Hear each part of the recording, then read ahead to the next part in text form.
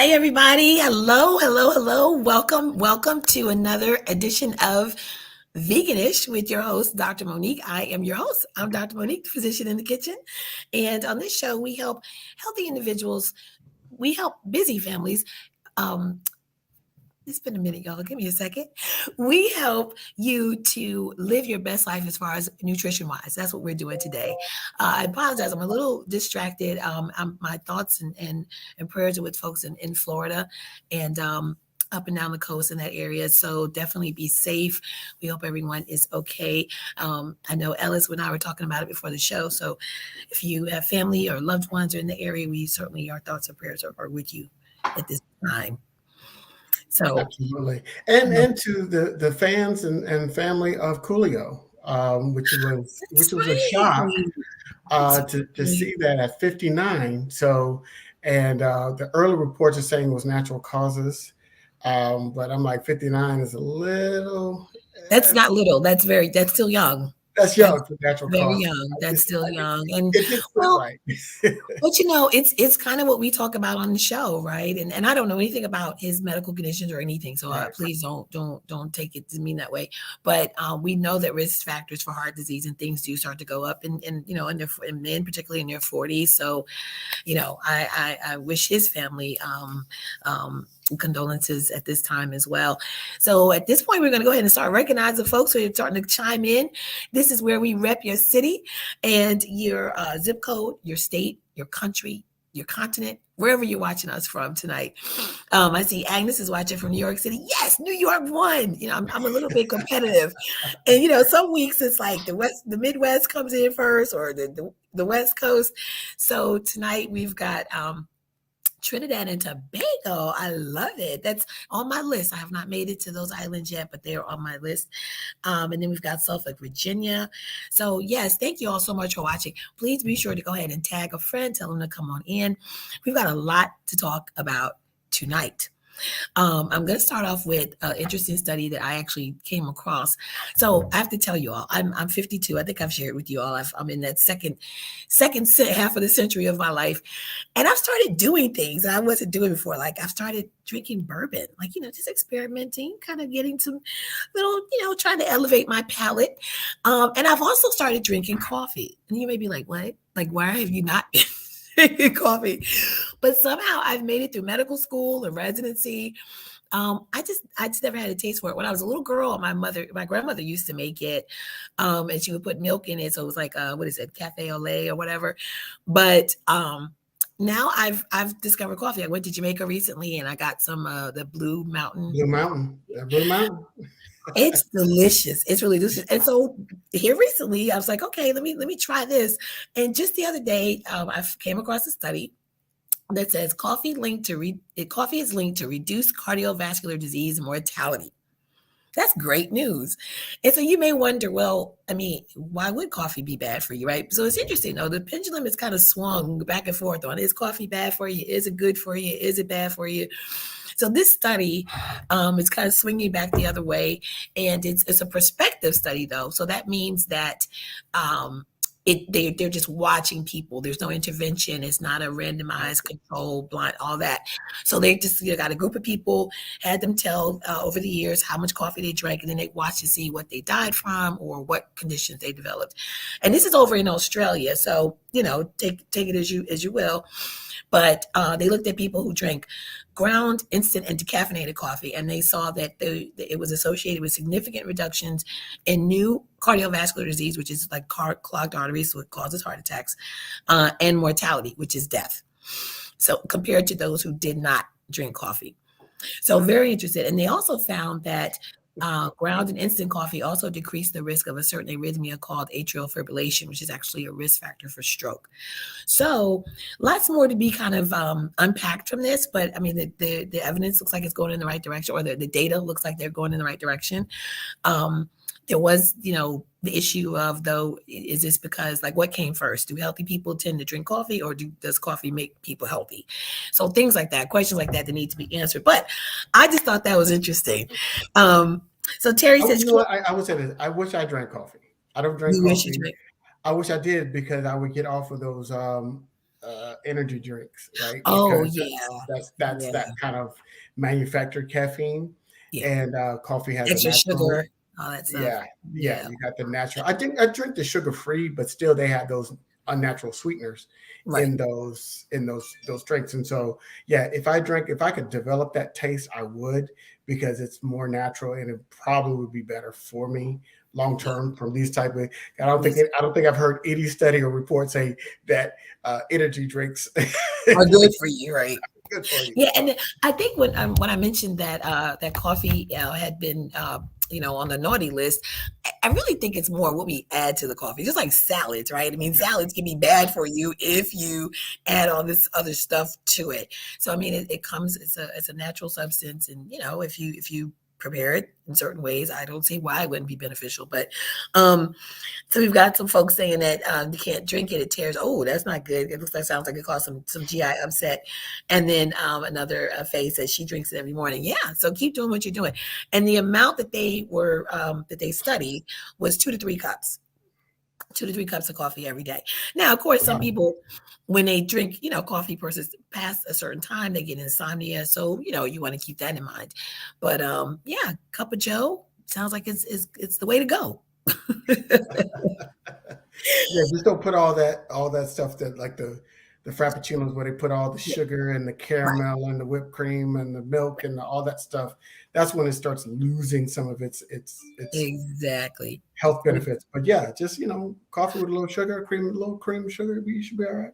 Yeah, and actually, I've been using like some plant-based creamer as well. So yeah, it's Yeah. I've been living life. I'm enjoying it. So yeah, I guess the point of this whole story is it's never too late to discover a new favorite or to try something new. So I'm go with you for on it. the bourbon though. Welcome Oh, to the dark side. like I said, everything in moderation. And technically, bourbon is vegan, right? I mean, it's Yeah, yeah, grain. So it all is. right. It is. Well, today we're going to be talking about vitamins and minerals. We've had some questions about vitamins and minerals. Kind of comes up, right? Because we're always talking about plant based, right? And no, spoiler alert here, but fruits and vegetables are excellent sources of these micronutrients.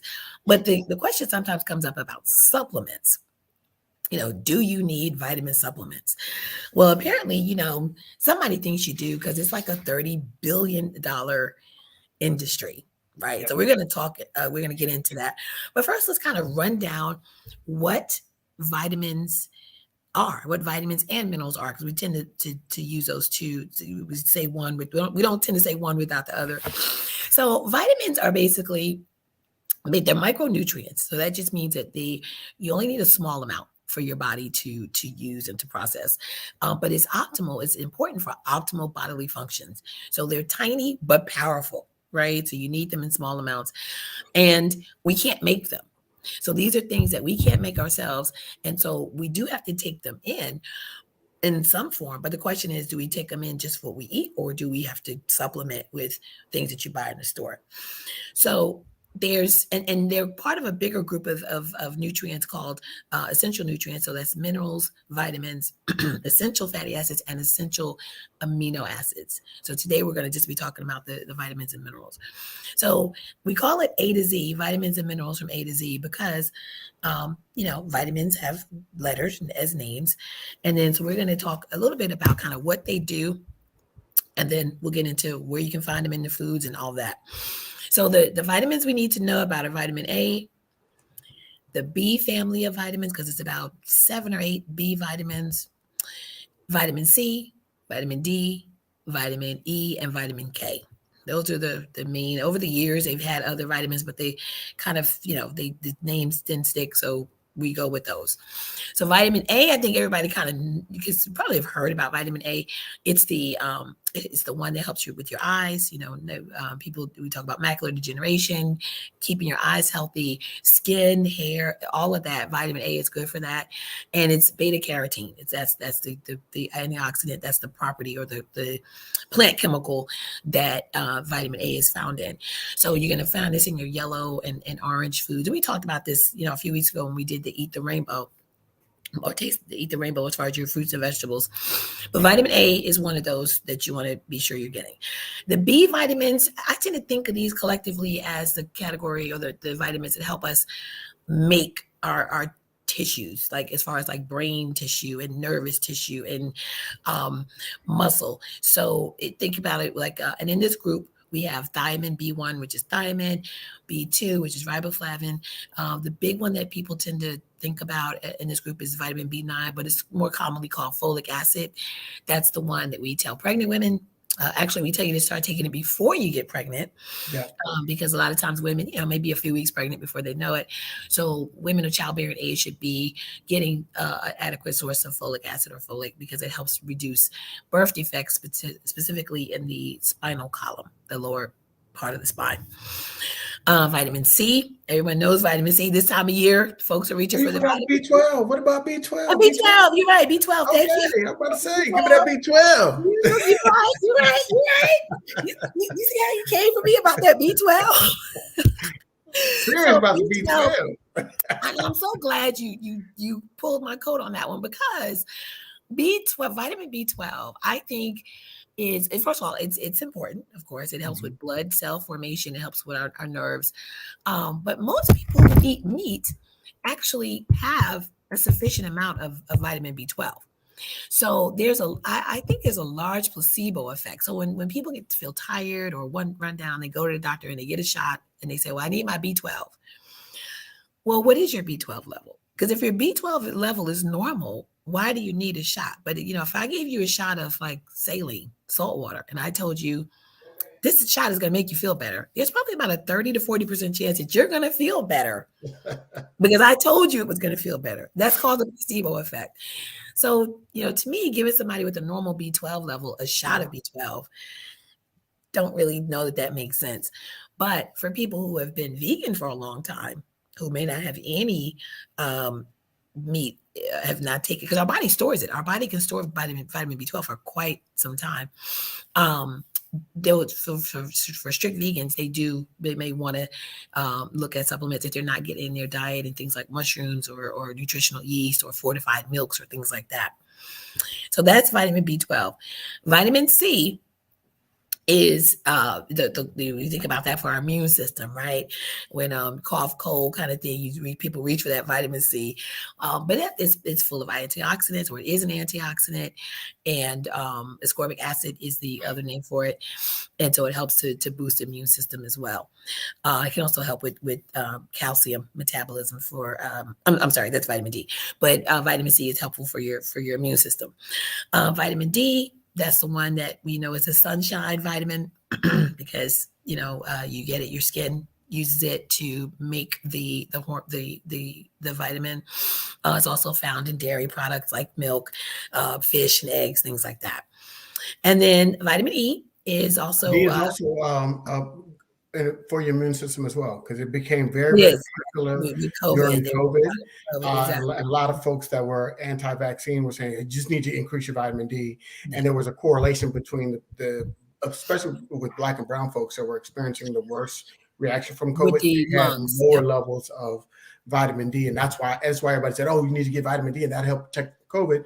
No, just Black and brown people typically have lower levels of vitamin D, and so it was correlation, not a causation kind of situation. But so there, yes, and they saw is more severe lung involvement in people with low vitamin D levels. The verdict though about do Black people have lower levels of vitamin D?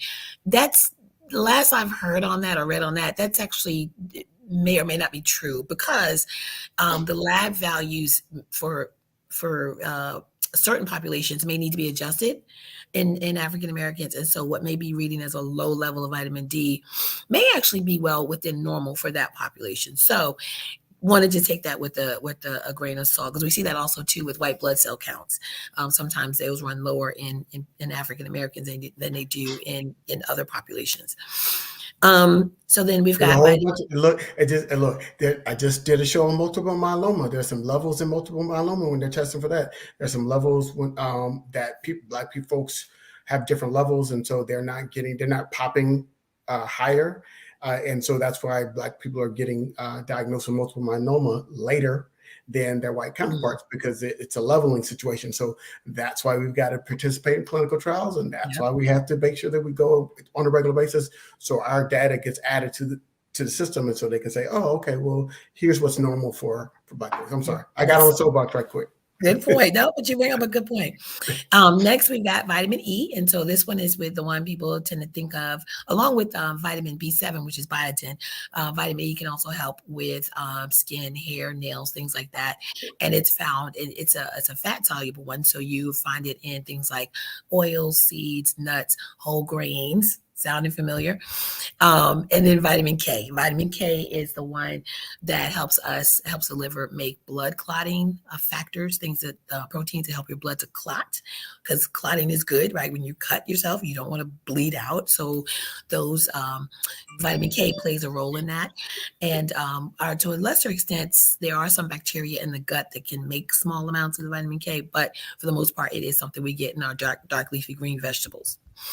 And then quickly to talk about just minerals, you can kind of probably name these, but there's major and minor. So major is calcium, magnesium, potassium, sodium, and phosphorus. They are going to help with your bones, your teeth. For calcium, potassium actually helps with muscle and nerve function.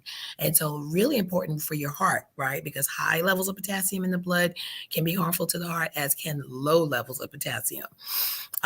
So people always think, oh, you need to eat a banana if you're cramping, and that may be one of those old wives' tales, but it does play a role in blood pressure as well. So potassium is nerve, muscle, and blood pressure. Magnesium plays a role in bone and bone growth and health, as well as nerve function, and also as well as your GI tract. If you think about, milk of magnesia is out there for problems, stomach problems. So magnesium helps with the movement of items through the GI tract. And then sodium, or salt as we know it, helps with blood pressure and blood volume control, as well as nerve and muscle function as well. And then phosphorus is the one that we see that, as far as we do, helps with your kidney function, bones, muscles, nerves. And then you have other trace elements, the ones that we call trace elements, like your iron, copper, zinc, iodine, so, and a few others. So that's kind of a whirlwind tour of vitamins and minerals. Anything on that list jump out at you, Ellis, other than vitamin B12 that you are very passionate about? Well, I think I've become really, really sensitive to, as a result of COVID. So like zinc, I heard a lot about zinc and its properties in terms of being able to, people take it when they start catching a cold, right? Yeah, and they've got those lozenges, and that's just zinc. And so they said zinc will help lower the span of a cold. So I know about that. Iron, so people that are anemic. So people say they give them iron. They say you should get more iron in your body when you're anemic. So those are things, like some of those things are like you just learn about along the way, but you know about your calcium and your vitamin D.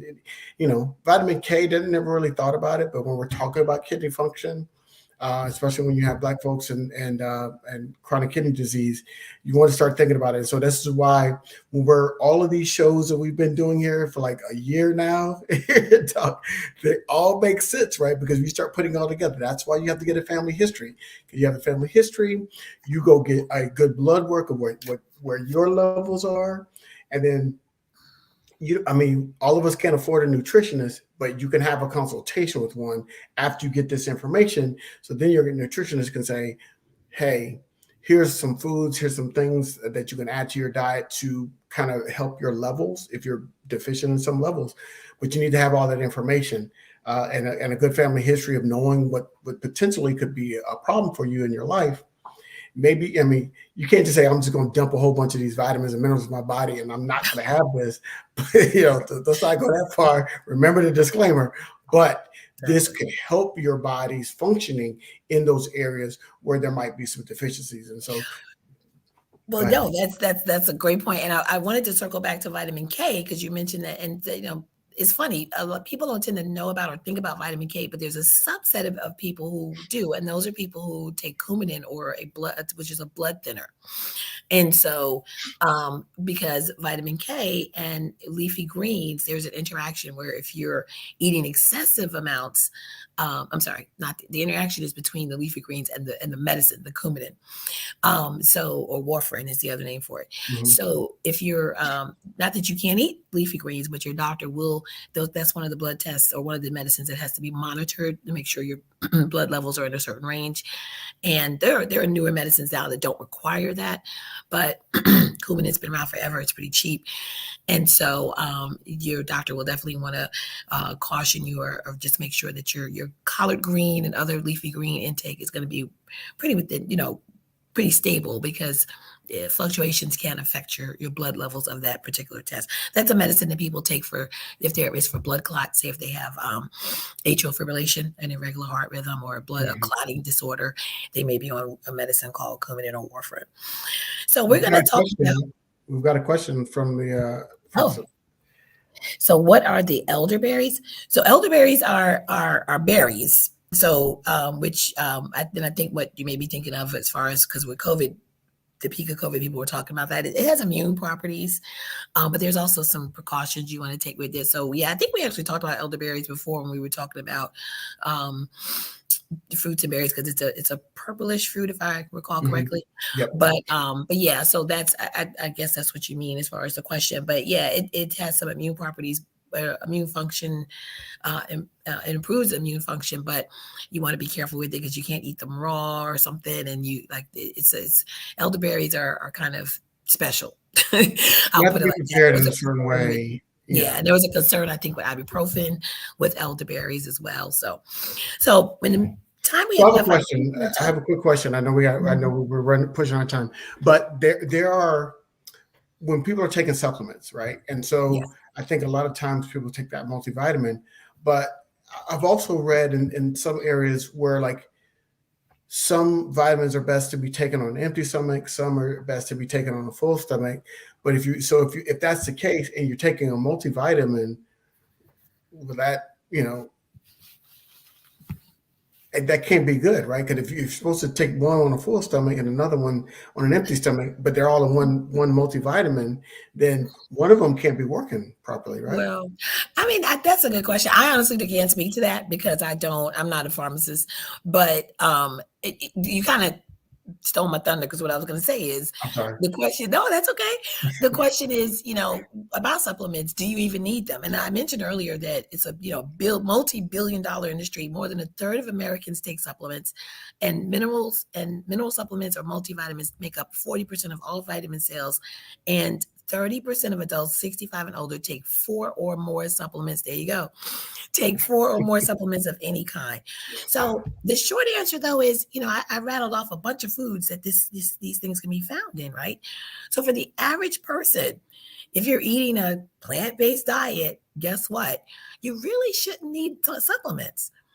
And so, especially not mega doses. And this is where we really get concerned, because people think, if I take 1, 3 might be even better. And you can actually have toxic side effects, high doses of high levels of vitamin C, vitamin E. Those can actually be harmful. So, the short answer I would say is, of course, talk with your doctor, make sure what's going on for you, with you. But there are exceptions to that. We mentioned earlier, pregnant women need folic acid if you're not getting the best diet, because you're, the first 12 weeks of your pregnancy, you're vomiting everything up, everything makes you nauseous. Then yes, you're going to need a supplement. If you have certain GI conditions where your GI tract does not absorb nutrients, like they should, and you're losing weight and you can't gain weight, you can't hold on to nutrition, then obviously you might need a supplement. If you're just having, failure to thrive for whatever reason, your doctor may want to put you on that. But what I'm talking about is the average healthy person who should be able to get different foods, different food groups, food types, and should be able to meet their daily requirement. So, and then the way you cook the food too, right? I mean, dark leafy greens like collard greens, sometimes we cook them to death, and you're losing some of those nutrients. That pot liquor. It's in the pot liquor. It's in the potluck, I guess. But you know, the shorter amount of time you could cook some of that, you know, those foods that it'd be better for nutrient wise. They say microwaving actually is good because it's short and it's fast. You're not, you know, destroying all the nutrients. So Curtis says he was diagnosed with ALS disease 6 years ago, and he takes over 40 supplements. So right, you obviously are someone who has you know, a special medical condition. And so these comments are definitely not directed towards you. Because you're under ALS, that's the Lou Gehrig's disease, Lou right? Gehrig's, yes. Yeah, okay. And so well, Curtis, we're praying for you and your definitely. Thank you for sharing your story. But yes, the average person, and you know, and under a physician's direction as well is the key point there, I think, as well. So before we go, I did want to talk about the sleepy chicken challenge. Now, I don't know if any of you have heard of this. My son is in college, so this might be more for, and I hope he's old enough to know better than to do this. I probably need to have this conversation with him. But for you parents or caretakers of tweens or, you know, young adolescents, the sleepy chicken challenge, and this is like one of the dumbest things I've ever heard of, but it's out there. Someone got the bright idea of basically boiling chicken in NyQuil.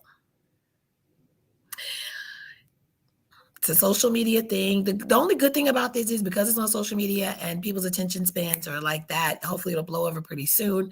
But the reason I mention it is because it's actually harmful. It can actually be very harmful. First of all, NyQuil and chicken are both expensive. Why you would waste them this way, I have no idea. But basically what they do is they boil the chicken in the NyQuil. And whether they eat it or not, I don't know. I don't really know the point of this. But the health concern is that NyQuil is the, you know, the nighttime sleepy, stuffy nose, headache, whatever medicine. Yeah. Because it's got multiple, it's got Tylenol or acetaminophen, it's got dextromethorphan, which is a cough medicine, and then it has an antihistamine to help with congestion called doxylamine. And so people think oftentimes, oh, if it's over the counter, it's okay. Well, it's not. I mean, aspirin can be harmful, acetaminophen can be harmful, and those are over the counter. So what their concern or what the reports are that when they boil this, you know, think about when you are cooking, right? If something is too watery, what do? You let it simmer, you let the water cook off so it gets thicker and more concentrated. Well, that can happen with the ingredients, the chemicals, the medicines in the NyQuil. So those vapors can get inhaled into the lungs, can harm the lungs, can cause the blood levels to go up. And these medicines can cause harm. I mean, excessive doses of Tylenol can blow your liver out. The cough medicine, you can get sedation, you can get seizures, the antihistamine, you know, respiratory problems. So, you know, lock up your medicine over the counter or not. Like if you get a prescription over the counter, supplements, lock all that stuff up out of the way, the reach of children. And, you know, hopefully this will blow over soon. But I came across this in one of my medical things. I was like, what is this? Why? Why do all the challenges have to be so just idiotic? Like idiotic. The Tide Pod challenge was stupid. The cinnamon, the cinnamon challenge was dumb, but at least it wasn't as harmful. You had to try to swallow if you inhale that stuff, though, that's an irritant. It was just trying to swallow a teaspoon of cinnamon. Like what you know, I don't know. I'm sounding like an old man. You are, but I'm right there I'm right there on the porch with you.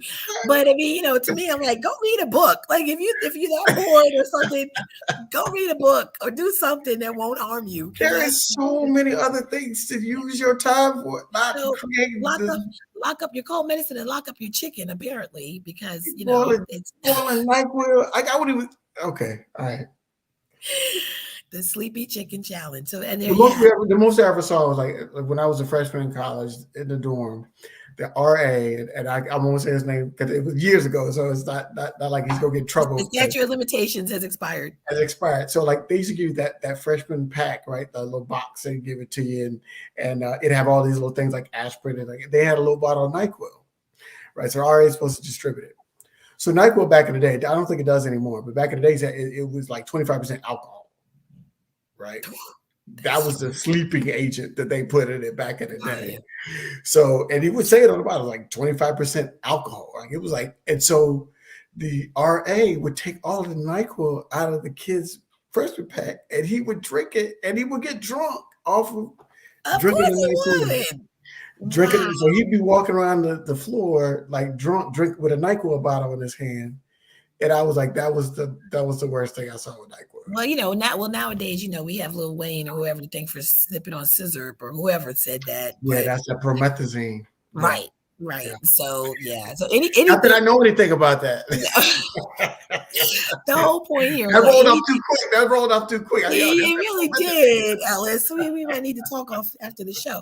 But no, I mean, the point is that anything can be abused, but just parents be aware. It's hard out here for parents. It is hard. It's just like, what is going on? There were a couple more questions about how do I feel about medical marijuana. I think, again, under doctors' prescription and monitoring, there's been studies to show it's helpful for things like chronic pain, headache, HIV, weight loss, things like that. So, what if anything should we put back? Real quick, we talked about this recently. I was doing a show on cancer, and one of the things about we were doing a show on glaucoma. And one of the things he said about medical marijuana and glaucoma specifically was it does relieve the pressure on the eyes, and so that but when the high wears off, the pressure comes back, and so it's a temporary fix. Now for pain, it does have it has a different effect, but like you have to continue to utilize it, so you have to just be careful. Work with your physician and work with them in terms of that. And then there's the question about what, if anything, should we put back in our system if on blood pressure medication? That's a great question. So I'm going to start by saying, first of all, speak with your doctor. But typically, it depends on the type of blood pressure that you're on. If it is a diuretic or a water pill that makes you pee off fluid, the concern would be that you're losing potassium and other minerals. However, there are other blood pressure medicines that raise your potassium level. So often you'll be on a combination of the two medicines because they'll have a neutral effect on your potassium levels. So that's a great question. But definitely you want to speak with your doctor about that because there's a lot that can go into that. But again, I hope if you take nothing else away from this show, everything we've been saying about the plant-based diet, eat the rainbow, all of that stuff, same applies here because you're going to be getting more often than not typical or adequate amounts of the vitamins and minerals needs of most people. So. And there are some diets. We did a show on different diets. There are some diets that are shown to be effective in terms of helping you regulate your blood pressure naturally. Mm-hmm. So I would say talk to your physician first about those diets and see if that was something, because we love people to get off medication, right? So if you're on it, but make sure you work with your physician on that. Definitely, always. And I do want to say one more thing about supplements, because again, people have, I think, a false sense of security that they're over the counter or they're supplements and they're okay for me to take. But please be aware that there can be interactions, as I mentioned earlier, with the collard greens and the medication there, and people who are blood thinner medicine. There could also be interaction between supplements and prescription medications. Yes. So just, if you're thinking about taking a supplement, please just take it to your doctor. Ask, hey, do I need this? And if you're on medicine, what should I be aware of? Or do you recommend that I combine these two? And correct me if I'm wrong, some of those supplements aren't regulated by the FDA. Oh, that's right? The other thing. They're not even, they're not FDA regulated. And so there can be impurities in them. There can be other agents in them that are, contaminants or other things that are not, like if there's, that can affect their efficacy because there may not be as potent as something else that was used in a study or what have you. So good point. Just be careful. We're not saying don't do it. But just be careful. I'm saying don't do it. I'm saying to eat the rainbow, and if you have certain medical conditions, to speak to your physician about it. I'd say start with what's on your plate first, and if you are advised that you need to fill in or supplement, then go with what your doctor. Adding more fruits and vegetables to your diet will eliminate the need for most nuts and seeds. Most times will eliminate the need for supplements. So just nuts, seeds, and fruits and vegetables, you'll be fine. And grass-fed beef. You stayed too long, Ellis. See, this is what happens when we run over. This is what happens. Name of the show is Vegan-ish. It's been wonderful. I'm the ish. She's the vegan. I'm the ish. That's right. That's right. There you go. There you go. So I see one more question about a physician will not tell you one way or the other about supplements, and they make them liable. So don't even waste your time asking. This is wasted advice. Some doctors may not be comfortable giving that advice. So again, that's certainly a conversation that you have to have with your physician. So until next time. Pharmacists will help you too. Pharmacists are really good for that kind of information too. Very, very good for that. So until next time, we are going to sign off. And as usual, I'm Dr. Monique. Follow me on all social media at Physician in the Kitchen. Grab my book, Doc Fix My Plate, The Physician in the Kitchen's Prescriptions for Your Healthy Meal Makeover at docfixmyplatebook.com. See you next time.